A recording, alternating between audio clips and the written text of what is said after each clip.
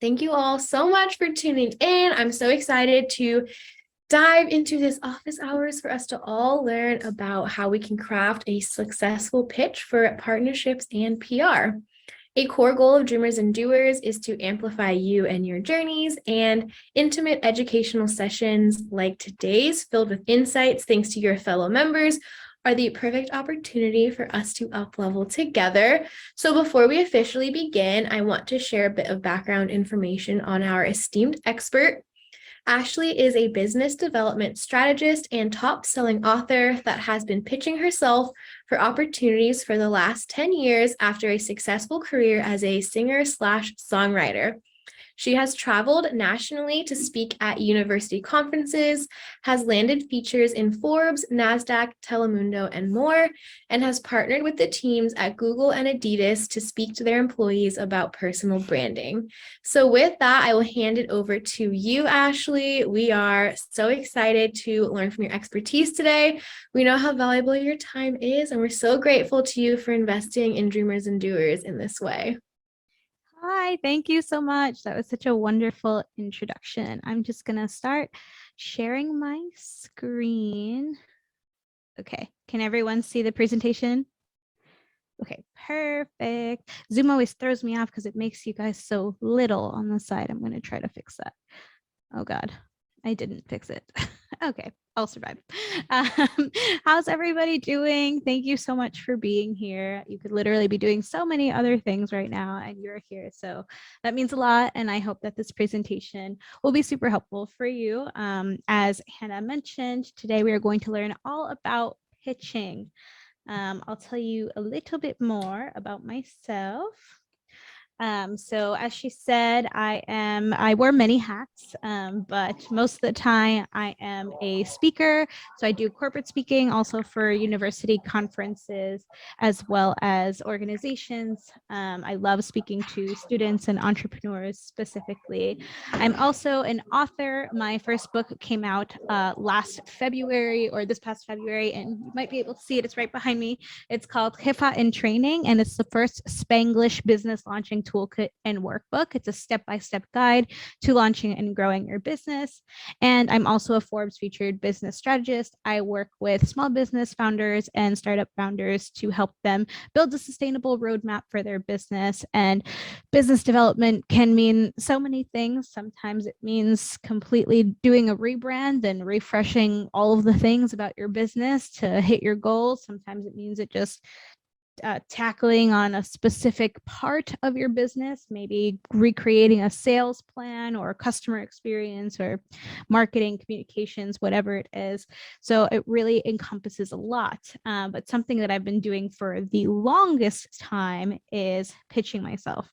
And that is because I did start in the music industry. Now, if any of you are creatives or musicians even, you can probably agree with me that a lot of people think, the jump from being an artist to a business owner is super far off and that they have nothing in common. But actually, most of the entrepreneurial skills that have made me successful, I actually learned while I was still in the music industry. And pitching is number one, because who else can sell what you have to offer better than you can?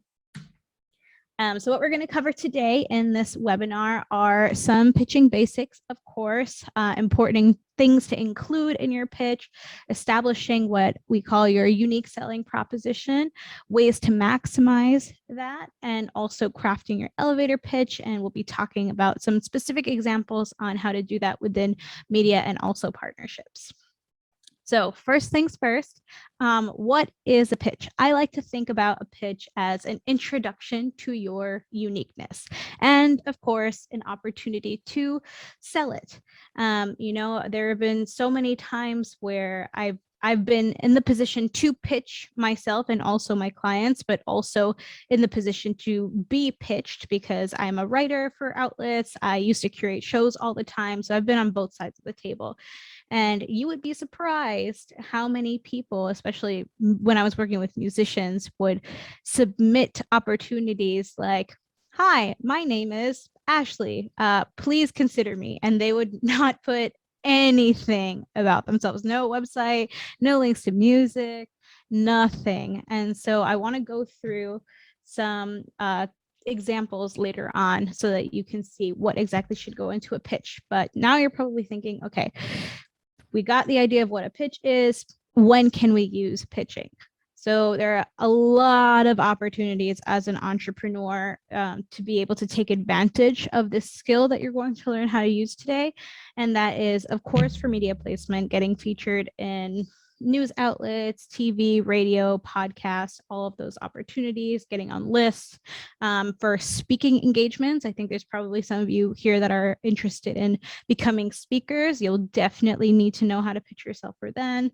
Partnerships, of course, really bringing forward what you have to bring to the table.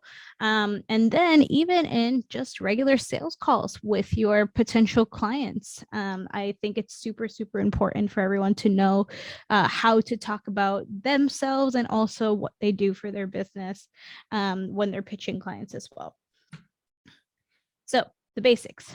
Most important things, be very, very, very specific about everything, and also include why you and what you need from them.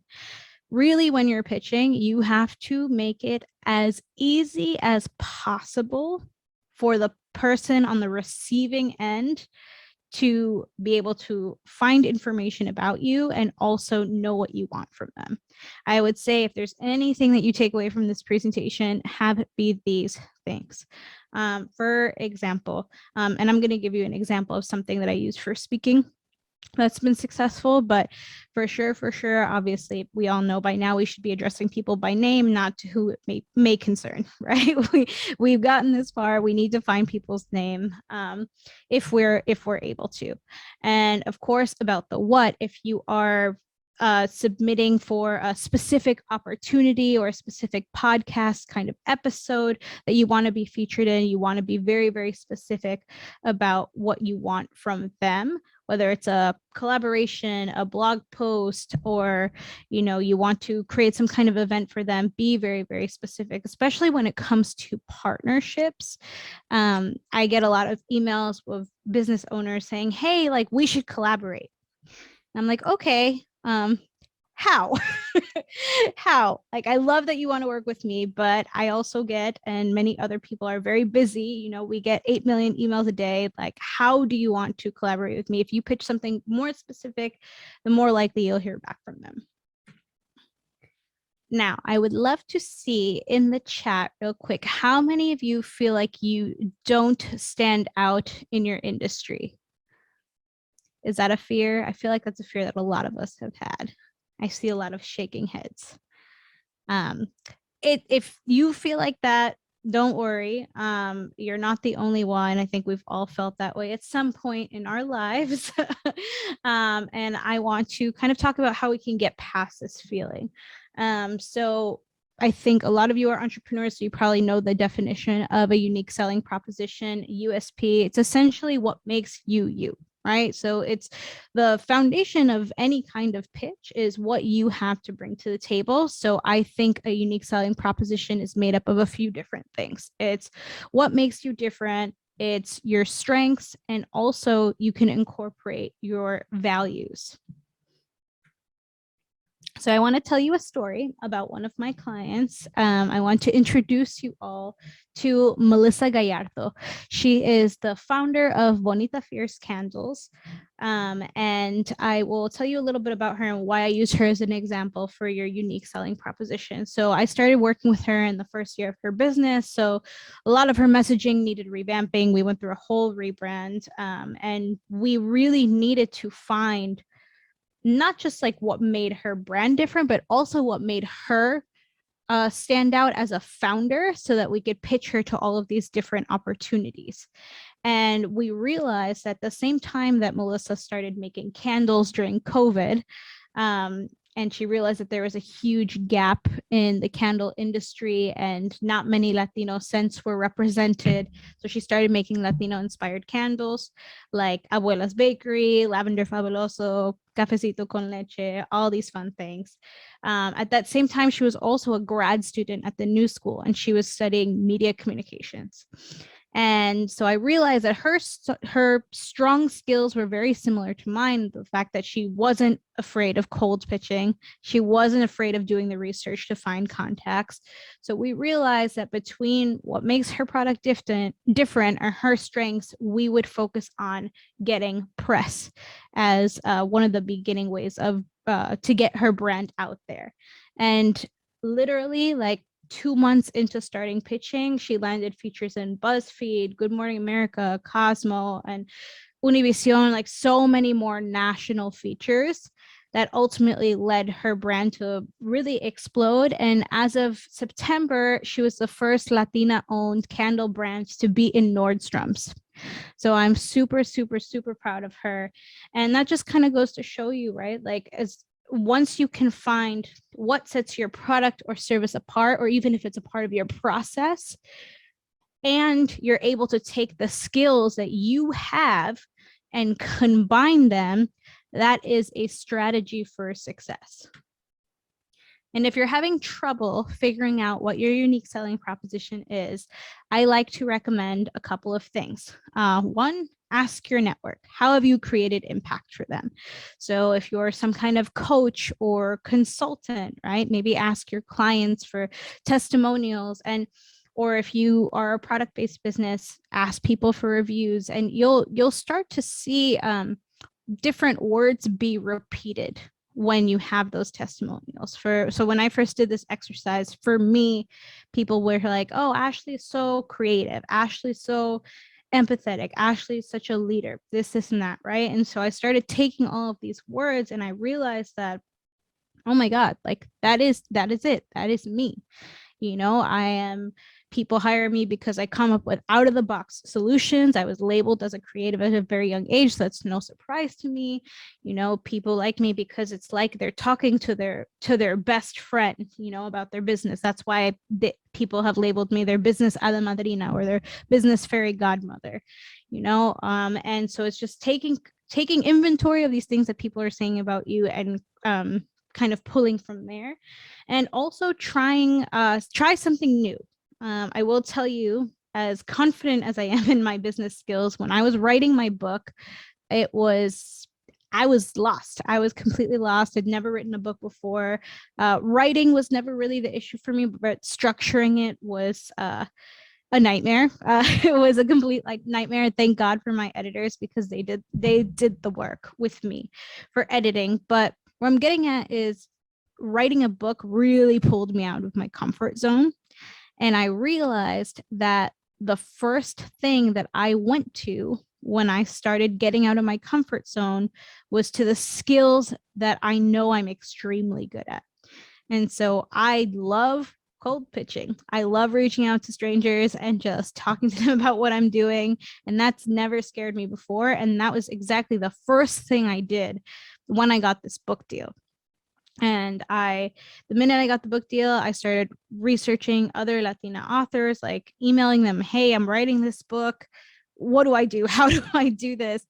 And that opened a lot of doors for me in terms of like knowing how this publishing process works. And if you're ever unsure, like, oh, like I know I like doing this, but is it one of my like strong suits? I would recommend just trying something completely different, because chances are you will immediately go back to these strong skills that you have. Now let's talk a little bit about partnerships. Obviously, partnerships can look very different. There are so many different ways to collaborate with people. A few examples that I have here are content collaborations. So I used to run partnerships for the Mujerista, which is a digital platform for Latinas. And we used to do a lot of these kind of content collaborations because we had a very strong presence on Instagram. So brands would pay us to kind of post data in relevance to their apps or products or whatever, and create some kind of like videos showing off. You're probably very familiar with this kind of partnership. Also product creation, collaborating on some kind of unique product, or just creating different labels for different partners so that they can use at different kinds of events, things like that. Promotional partnerships are something that I used to do a lot when I was in the music industry. So just collaborating with other like-minded organizations who would push our events and we would push their events. And then, of course, hosting events. I think one of the most successful events I had during my whole book tour last year was an event where I combined not just spreading knowledge and like hosting a workshop like this, but I also had Latina-owned businesses come and sell their products at this event so that they could really be introduced to the community that was already following me. And that collaboration super paid off because it got their followers involved. They got more involved with me. And so it was an all win for everybody, really. So I want to talk to you about another client of mine, and her name is Magdalene, and she's the founder of Hello Updo. Hello Updo sells silk hair care products. So they do silk scrunchies, they sell silk scarves, they sell silk bonnets. And I want to talk about her because I know a lot of the times with partnerships, it's like, okay, yes, I want to partner with more people, but how? Like, how do I understand what goes into a partnership? How do I know what makes a good partner? And so I want to talk to you about one of the partnerships that she did earlier last year. So she is kind of a new brand. So she's been featured in a couple of different beauty blogs, but doesn't have too much of a following yet. She collaborated with Yo Soy Afro Latina, which is an Afro Latina lifestyle brand, to create this custom product that Yo Soy Afro Latina would sell on their website. And so you see they created the bonnets and the scarves. And the reasoning behind this partnership and why it worked for both people is a few reasons. One, it obviously worked with Magdalene because the brand that she partnered with had a much bigger following and engaged customer base. So Magdalene didn't have to worry too much about promoting this kind of product. She would just launch it through their site and then she would get sales in. So 100% a win for her. And also that develops a little bit of clout for her because she's working with an already established brand. Now you might be wondering, why did this brand who already had an established following want to work with a new brand like Magdalene? So this is where Magdalene got smart and thought about the skills that she has and what she really has to bring to the table. So on its own, Hello Updo is actually the only Latina-owned brand that makes silk products. So she already has the connections to the vendors. She's able to produce them. She knows the cost. She's familiar with all of those logistics. So Bianca from Yo Soy Afro Latina didn't have to worry about the production of the products at all. Magdalene had the designer, she had everything. So that was 100% a win for Bianca. Second thing is Magdalene has Hello Updo as her side project right now, but during the day, she is actually a publicist. So she actually has a lot of PR skills that were very helpful for the launch of this product and was able to get them really out there when she launched. So as you can see, this was definitely a beneficial partnership for both parties. So when you're looking at partnerships for yourself, think about what can you and what can your brand bring to the table that no one else can. And also making sure that this partner is what you want, because it's not enough to just partner with somebody because they have a big following, right? They need to be creative. They need to be communicative. You don't want to be doing all the work.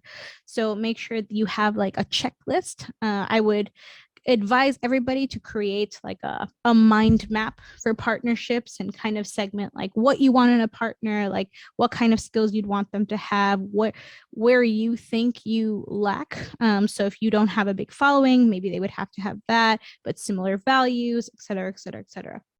So definitely build out a map. So next time a partner approaches you or you have an idea for a partner, you can kind of check off the list. Now, it is really great to know how to pitch. And even with a good pitch, if you don't have what we call thought leadership, it could be a little bit tricky to land these collaborations or even media placements. And if you don't know what thought leadership is, it's essentially the word escaped me because I did not have my coffee today. Thought leadership is essentially establishing yourself as an expert. And so the main ways to do that really is to establish the know, like, and trust factors. I don't know if any of you have heard those before, but you want people to get to know you.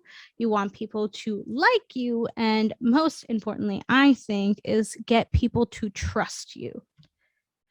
So unique selling proposition highly ties into your personal brand. And so I want to talk about some additional ways that you can kind of elevate this personal brand of yours and start building your thought leadership, so that when you start pitching media and partnerships or even speaking engagements, you can kind of have that know, like, trust factor already. So number one, show your impact. A few ways to do that are show statistics, milestones, and testimonials. And when I say show these, I mean show them everywhere. Like, have some place on your website where people can see them, post them on social media, talk about them in your newsletter and all of your communication channels.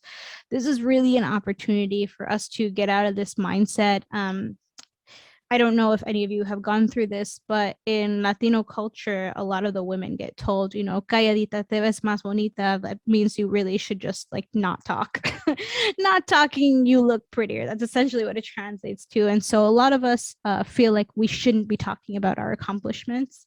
And that's just not true. We should, and we should celebrate them, and we shouldn't feel bad about it. And actually, it's a very good business tactic to do so. So showing statistics, milestones, testimonials, all super important. Leave them inspired. That's another pillar you definitely want to think about. Sharing your why, sharing your history and the solution that you are providing with your product or service.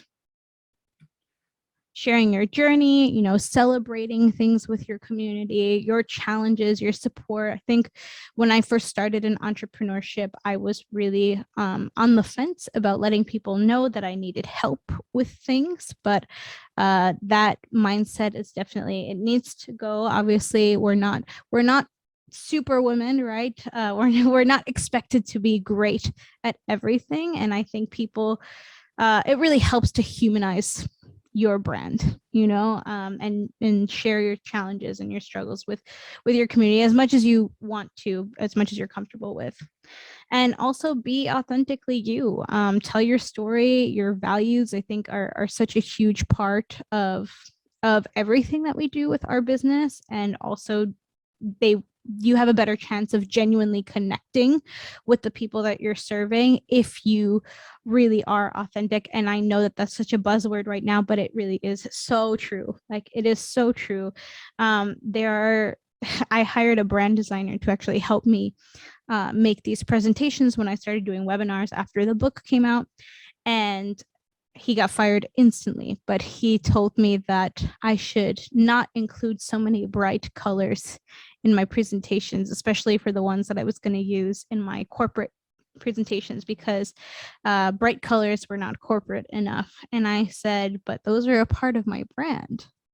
Like, I am very authentically Latina, and my book and my website and my presentations, they all have to match.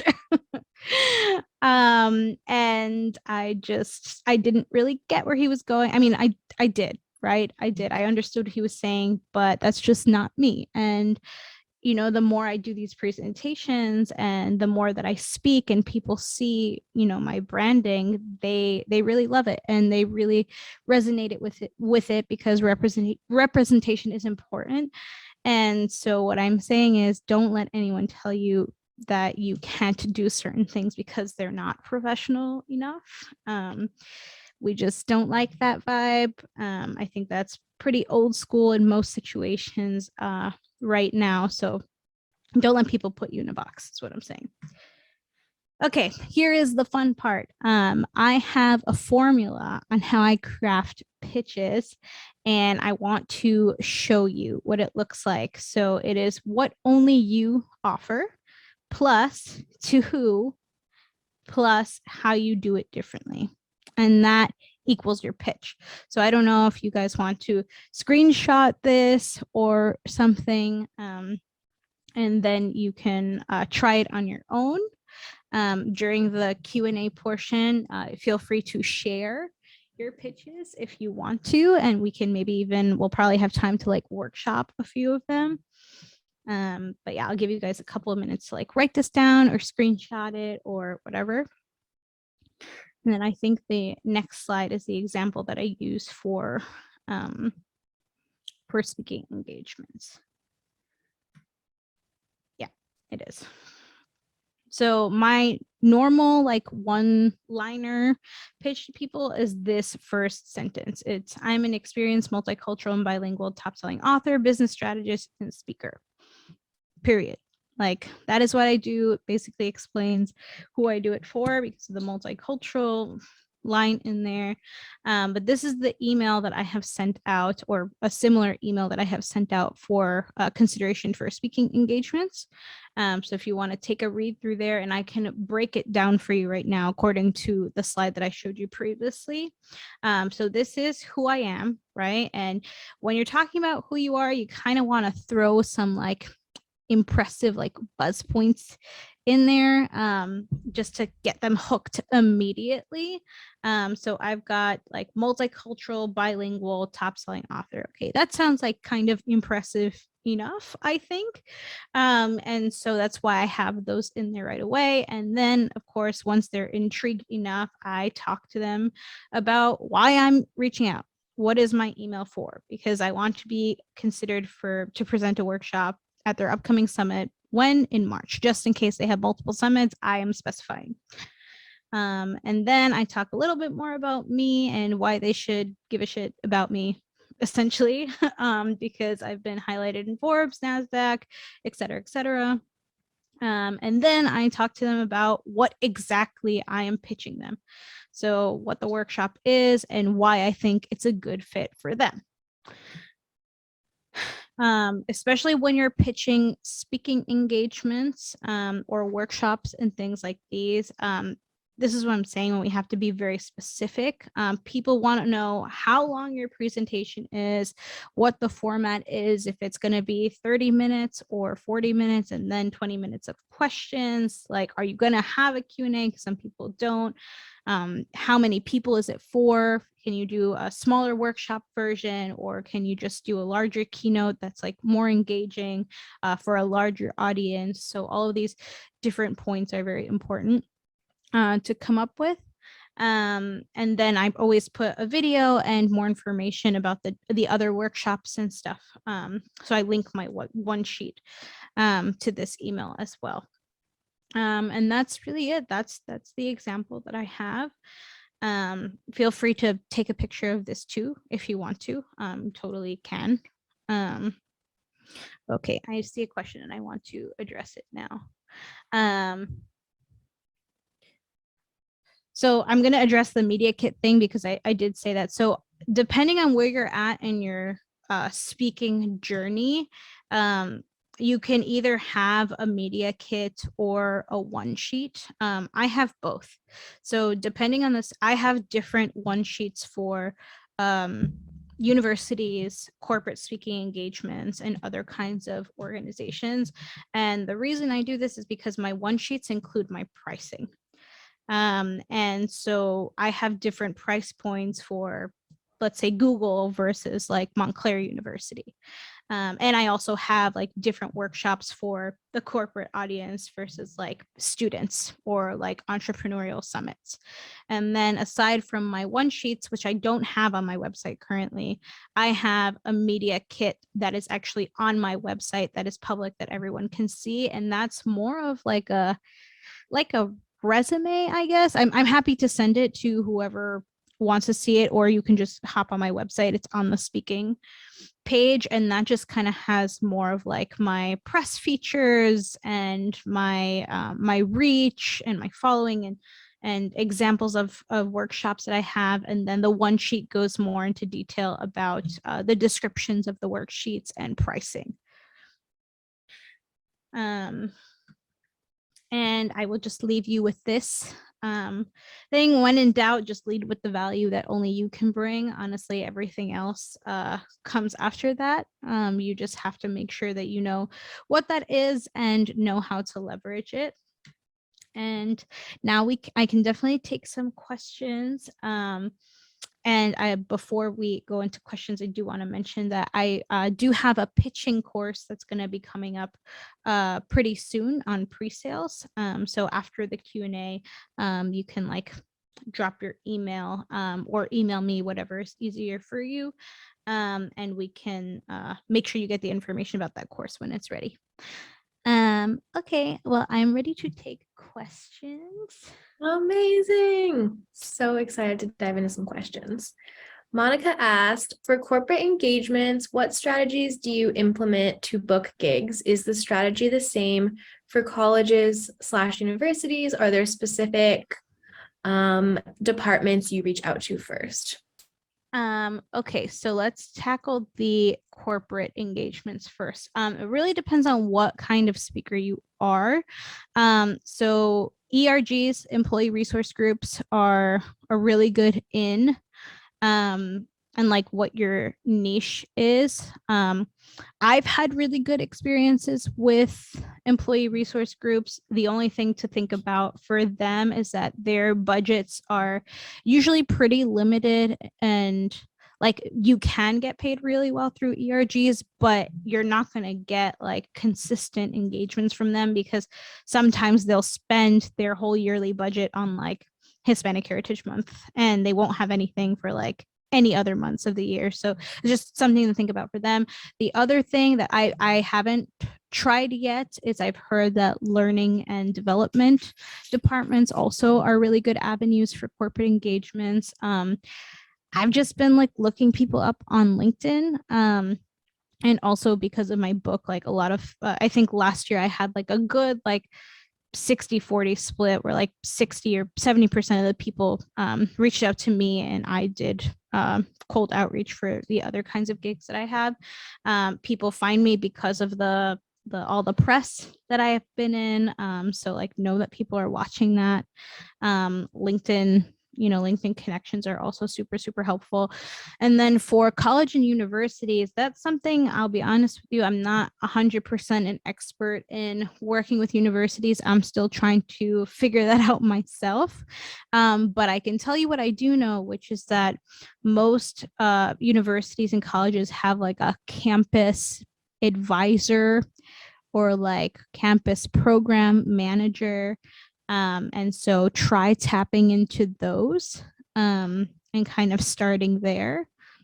And then like if you're an entrepreneurial speaker like I am, obviously tapping into entrepreneurial student departments and things like that. Awesome. So Jamie had originally asked, how do you decide what to charge for workshops and when does that come up in the conversation? And then she also asked, would love to learn how you price your speaking engagements. Pricing is tricky because it's going to be different based on like what level of speaker you are. So if you're just getting started, for any like corporate opportunity or anything like that, you can actually start about $1,500. I think that's a good starting point, like for the hour for a keynote or workshop. And you can kind of go up from there. If any of you are authors and you have a book, people pay authors a little bit more. And you also have an opportunity to bulk sell books in that way. So when people book me to speak, I don't include it. I just add it as an add-on. So there are different ways to kind of navigate that. And also different ways to negotiate speaking, especially if you're just getting started.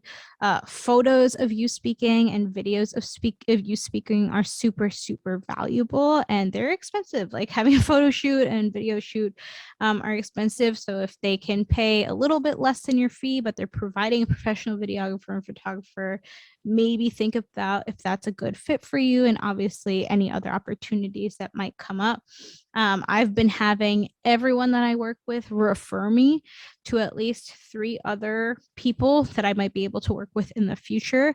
And I also always send them my one sheet with all of my new workshops or keynotes at the end. This way, if they really vibed with me and they really liked the way that I presented, they can have me in consideration for a future engagement because they have a list of all new talks that they've never seen before. Awesome. Thank you so much. If anyone has any additional questions, feel free to drop them. Okay, here we go. When you ask for referrals, is that in the email like a form?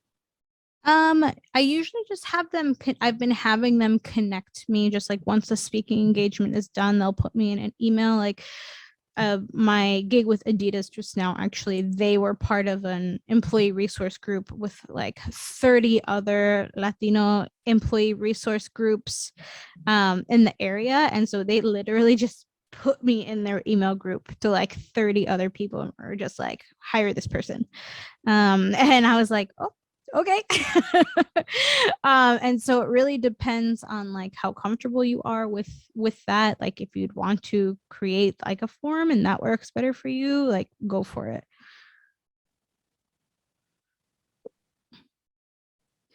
Any other questions? Yeah, feel free to drop your questions in the chat or unmute yourself. In the meantime, I'm going to share our events feedback form in the chat. We would love to hear what you thought of today's session. And if you have any ideas for future sessions, we are all about feedback. So feel free to share that there. But if there are no additional questions, thank you so much, Ashley. This was amazing. It was so inspiring to hear about your journey. And I just love like the confidence that you have and how you just like go for it. I'm like, wow, like I want that. Oh, Katerina has a question. Please proceed, Katerina. Thank you. I totally lost the raise hand button. I don't know why. No worries. Okay. Hola. Hi, everyone. My question, thank you for this wonderful presentation. I just wanted to ask about press specifically. Yeah. Because I have been just tuning into a lot of advice about that and hearing how many emails the people get that you're pitching. It just feels very intimidating. So I was just wondering, when you focus on press, are you also looking for specific times of year to pitch? Like how much in detail do you go with the research? Because I think the advice you gave is a really strong general pitch, but then how can you really capture their attention? That's a really good question. And I'll definitely this is going to be part of the course that I'm launching, but I'll give you a little sneak peek now. So depending on your business too, there's a lot of different opportunities for press, but time is definitely one of them. So all you in here, like Women's Month is coming up. If there's any lists that you want to get on, start pitching now. Usually about like 6 to 8 weeks beforehand is a good timeline to start pitching yourself for things. In my experience, I'm going to give you an example. So one of my clients is De Mi Tierra Naturals. She's a Mexican beauty company. And so obviously the big ones for us right now is like Women's Month, Hispanic Heritage Month, and then also the holidays so that we can get her on all the lists and all the gift guides. Mother's Day also is a good one for products of that nature. So those are like the big time-based ones. But, during the winter time, we can get creative and start thinking about pitches like winter skincare beauty tips, right? And incorporate some of her products to be in like lists on that angle. So it's kind of just thinking about really all the angles that you have with what you do and trying to, work with someone to figure that out. Some kind of business strategist or publicist even can help you with that. And then figuring out where those fit in your timeline. Does that make sense? Yes, it does. Thank you. Perfect. Hey, Jamie asked, are you able to share a one-sheeter? What items do you include? I did find the media kit. Yes, I can definitely share my one-sheeter. Actually, if you give me a moment, I can link it to you right now. Do, do, do, do, do. I can share with you. I think this folder that I'm going to share with you has all of my one-sheeters, like the different versions that I talked about, and then also one for my client.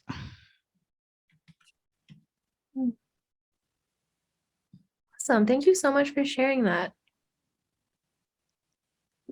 Amazing. Sure.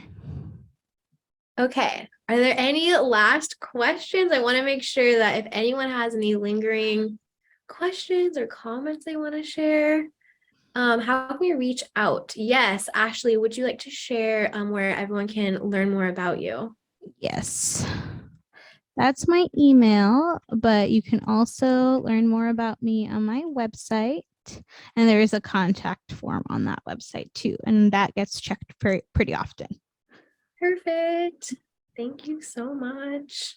Yes. Awesome. Also, feel free to follow me on Instagram, on LinkedIn. I post there most often.